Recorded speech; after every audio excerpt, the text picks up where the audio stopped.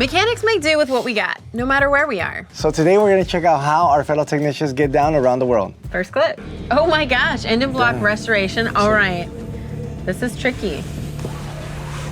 Dang, okay, so we're heating it up. We got a little barbecue going. And some oxy welding? I like that. Is that what's going on? I'm not a welder, but. Yeah. Dang, that's pretty cool. Got down. The thing is like you could only do that kind of repair maybe on that part of the block. Like you can't do something like that in the cylinder. It had that part been broken in the main. It's not the heads, because then you'll have to machine that. No right, right. I mean, don't get me wrong, like, can it leak? It depends how good they welded it, right? Yeah, the way to test this, you would test it with water. If it don't leak with water, it's not gonna leak with oil. Yeah, with oil, exactly. Oil's thicker, so it won't go through. Water will find its way out no matter what. Right, so thin. Yeah, it's so thin, so it go through. Usually that's what I use for, like, if I'm checking a crack or a leak or anything like that, I use water. I tried doing it with oil, and sometimes it wouldn't leak, but once it starts getting hot, it leaks. Right, right. Yeah, everything kind of opens up a little bit. It breaks up a little bit, and then it goes through no matter what. And you know what? I think we're going far away from that tradition of repairing shit and just being pampered and ordering another block. I feel it for like students or young kids that are coming out. Like when they see something that's broken, they're like, oh my God, that's it. Doesn't right, work. There's no fix it. There's no like, it. let's try to see if we can fix it. Listen, companies make money when we replace instead of fix. There's gotta be some way where they can still make money, but we don't have to just keep reproducing things and replacing instead of fixing, because we're just gonna end up with a bunch of piles of junk, like on Idiocracy. Or seen Idiocracy? I love that movie. The world has just become like big piles of trash and everybody's stupid. It's a great movie, you should watch it. Next clip.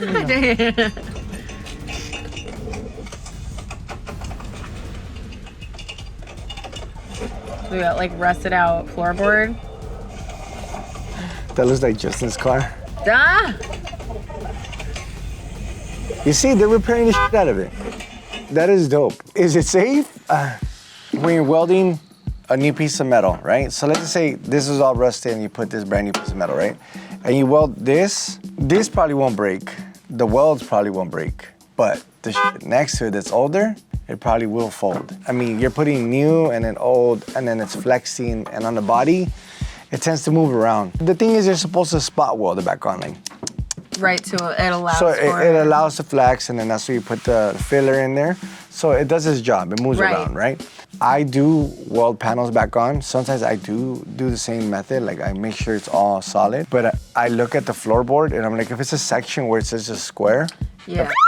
But if it's a section that I have to flow it, right, yeah. I'll tack it, cool it down, and then if it needs to flex, then I wouldn't even weld it all the way. I'll tack it. And then just apply the filler so it seals. Yeah, so it seals. That totally makes sense. Yeah, because you know some panels you could just take off the rivets, boom, boom, boom, right, boom, yeah. and then you put it back on and you solder just the spots. Right, yeah. Now when you say solder, and this is just because I'm completely like I don't know shit about that. When you say solder, is that kind of like oxy welding? Yeah, oxy welding. Okay. You can use oxy welding. You can use a TIG, MIG, whatever you want. Okay. You know, it depends what setup you have. Right. Because I can't tell you, hey, you know what, you need a TIG weld this. I mean, don't get me wrong. That's the coolest way to do it and the fastest and the cleanest. Yeah. But you may not have it. You might not have that. You might only have a MIG welder. Right. That works too. You can tack the shit out of it. But these fools are soldering it on there. So it's like they're using acetylene, they're using the torch, they're using the rod, whatever rod it is that they're using for that. I like it, but reality is like... We're not here for a long time, here for a good time. Yeah. How deep you want to go in fixing that one? Let's check out that next clip. Dang. Are they gonna make a mold? They're gonna like... They're getting it really high. They like heat treating it. Oh, they're getting it hot. What are they doing? They're gonna weld the... Oh, it's cracked. Oh, I thought it was cracked for a minute. Maybe they're fixing the crack. Oh, maybe they did. They did. It looked like the block was cracked. It was cracked. And they fixed the crack. They heat it up so I could be able to weld it. No. Okay, they got some machines. Yeah, they got them. You know, that's what's trippy. Is like you're saying like they don't have access to. They have the machines. It's a boring bar, right? That's a legit boring bar. They have the machine. Pressing in the sleeve. They got a surfacer. Ball hone. I guess the rugged part of it is just what they're welding in. They've got a full boring bar. It looks like they did a ball hone on that, which, you know, you can do. It's a hone machine. Honing machine puts a good surface finish on the cylinder. So like a boring bar will actually cut the metal out to make the bore bigger, and then the hone will put, it's like sanding that cylinder to put the right surface finish so you have a good crosshatch, and you also have a good surface finish that can hold oil too. But with the hone I have, there's different, they used to call them stones, but abrasives.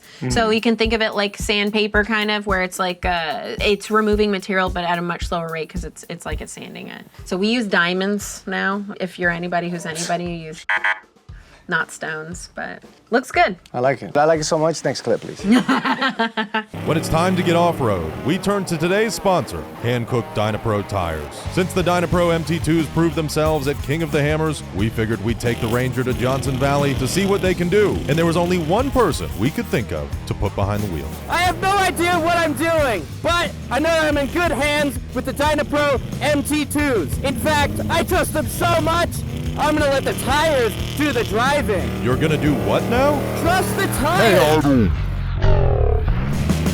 Dude, chill out. Thanks to the Dynapro MT2's massive tread pattern, beefy lugs, and reinforced shoulders, I don't have to worry about losing control at all. Yeah, but you still gotta steer. The Dynapro MT2s are specifically designed to eject mud, rocks, and sand so that no matter where you are, you'll always have grip. And with their sidewall armor, you don't have to worry about punctures at all. The Dynapro MT2s aren't just a force on the trail. Unlike other off-road tires, they're buttery smooth to drive on the road.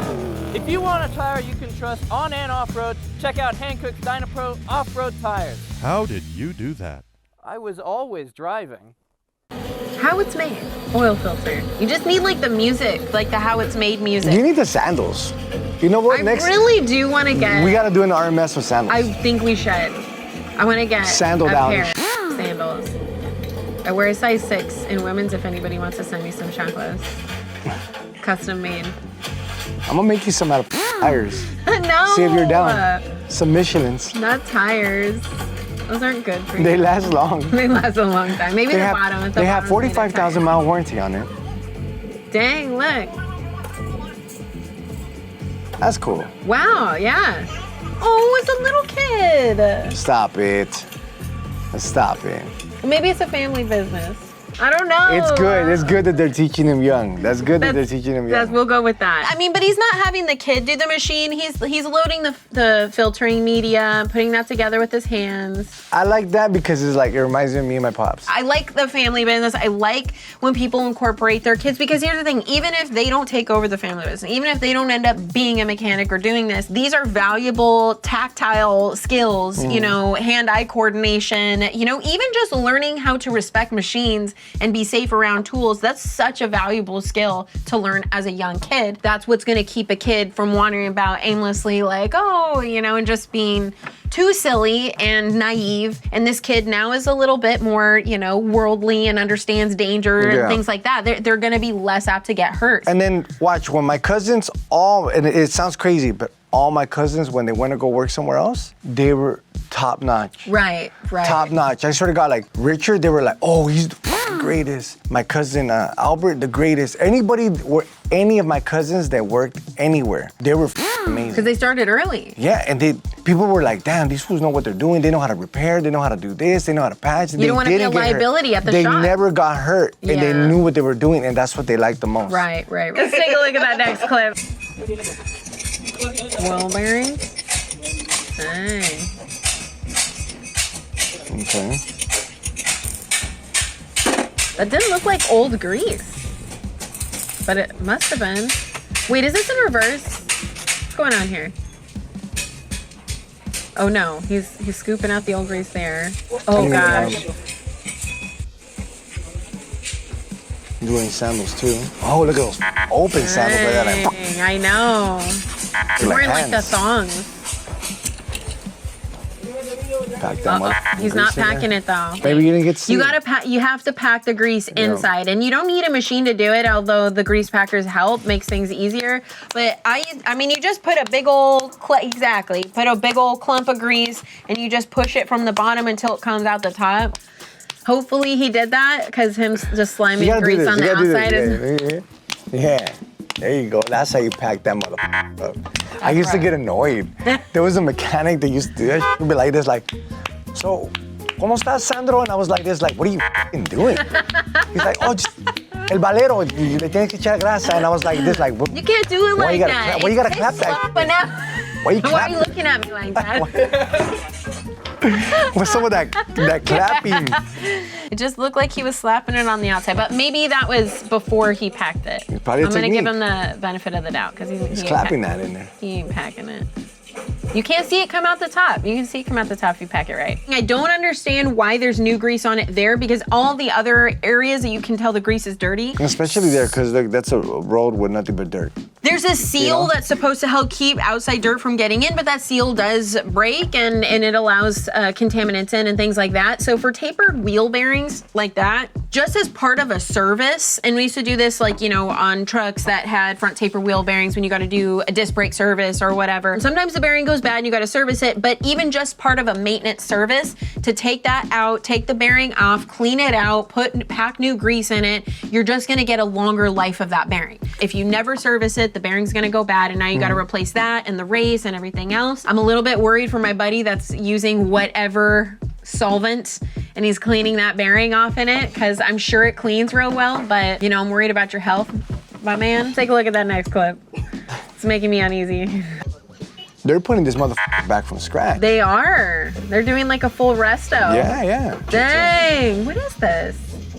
Oh, they get those mini cars cut up in pieces and they ship them over there. What the hell? And they put them together. That's just bad. That's wild. Look at that kid putting that. I Headlight know. like a champ. Step aside. This one does look like a family. Excuse me, the other one was a family. You're right. The other one was a family too. All right. Oh, that sounds good. No cats. I like that. That kid is just laying it down. Lovely. That kid is just That's laying crazy. it down. That's awesome. It's like putting cars together that just Like a Lego. being realistic. They're new. They're new. Is this one new? I They're don't know new. if They come in like in a package, like all stamped together. maybe it like just that. doesn't look maybe because like it's dirty and dusty over there, so it just looks that way. Damn, it's kind of What? bad. It is dusty. What the f? Come on. Tell Bobby this is where his Suzuki came from. Hey, for real, Bob, they made this and they shipped it over here for you. We found the video. They did- No lie, Bob has a nice ass Suzuki. Yeah. It looks like it got pieced together like that too. It looks like an Infinity front, Lexus back, Mercedes hood and fenders. But it looks good though. It looks good. All right, What check else? out that next clip. Yeah. Something light.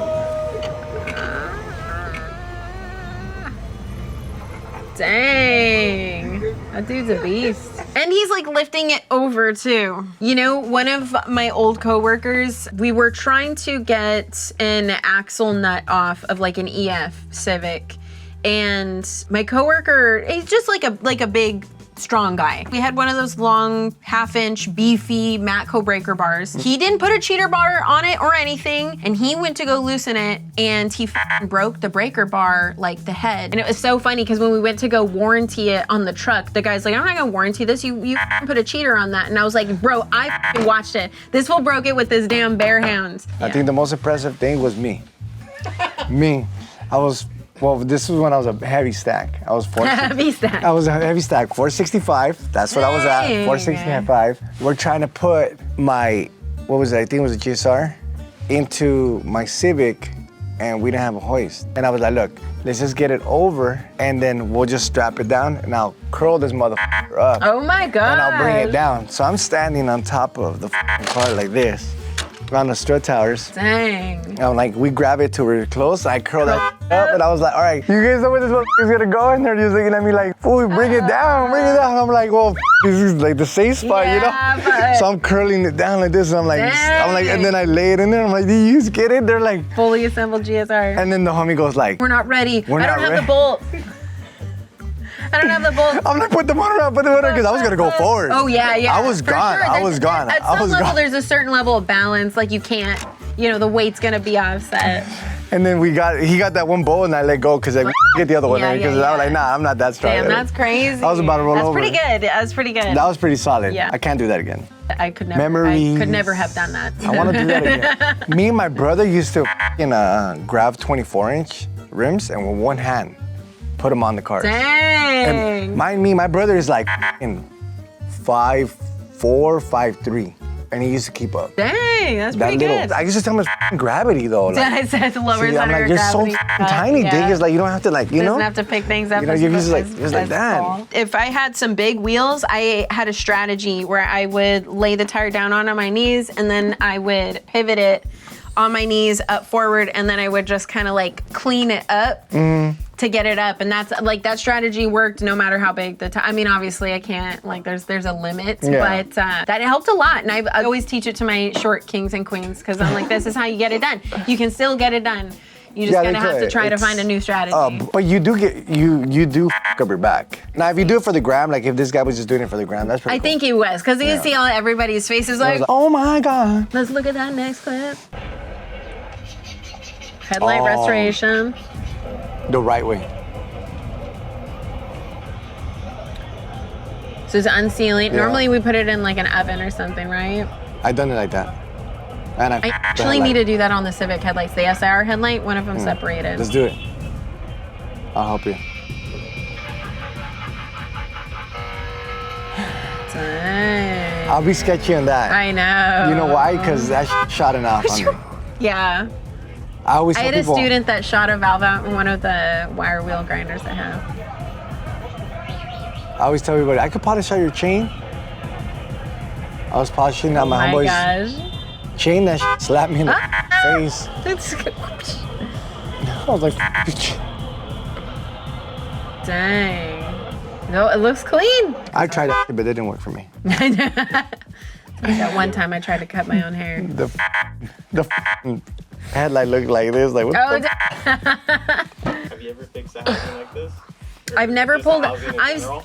I've seen housing. it. I've never done it. I'm sure. Yeah, I was just gonna say I know Sandra's done it. I done it. I I don't done have it. to. Before it became a thing. Before it was cool. Before people were like, oh yeah, put it in this expensive ass oven, which is just a regular oven. To take off the silicone or the seal that has around it, you have to heat it. I was going with the heat gun around and around and around. I was like, this doesn't come off. I was going here, and then this part would cool down.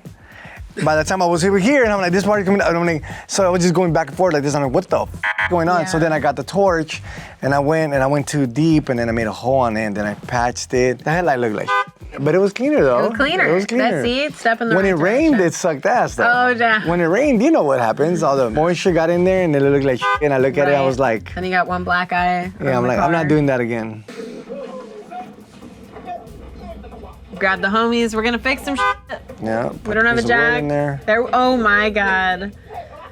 That's crazy. Is that wood? No, it looks like metal poles, but is that on the frame rail? Or is it on the floorboard? That looks It looks like sketchy. it's on the floor. Do some metal working. What are we doing here? Oh, That's what I need to do to dang, in Justin's yeah, car. look at that.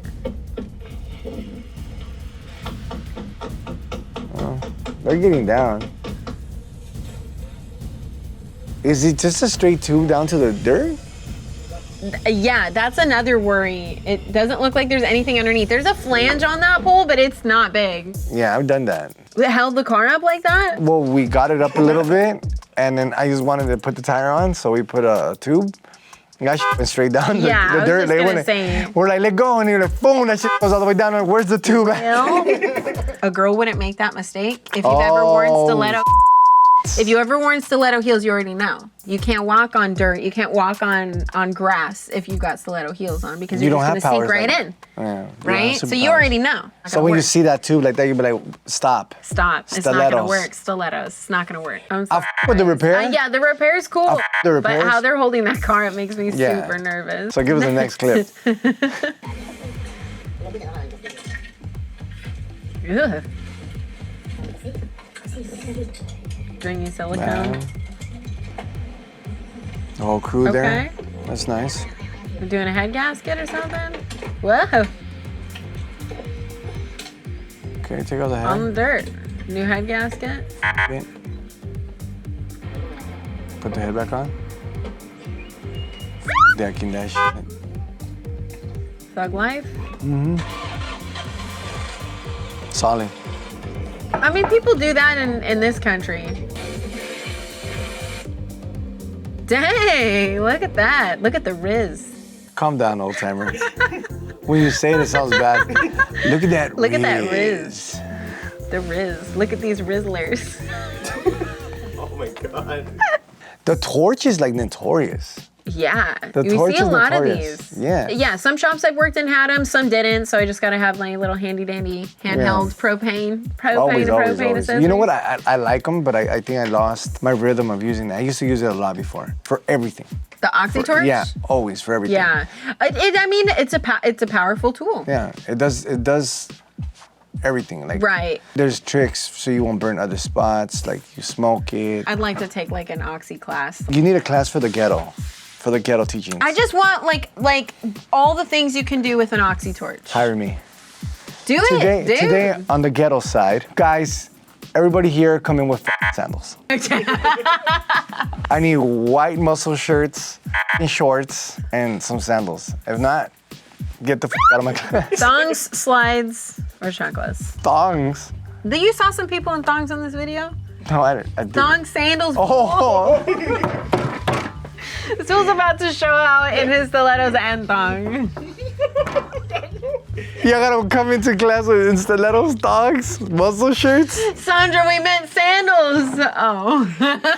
If you want to see even more mechanics from around the world, click here. Or here. Peace out.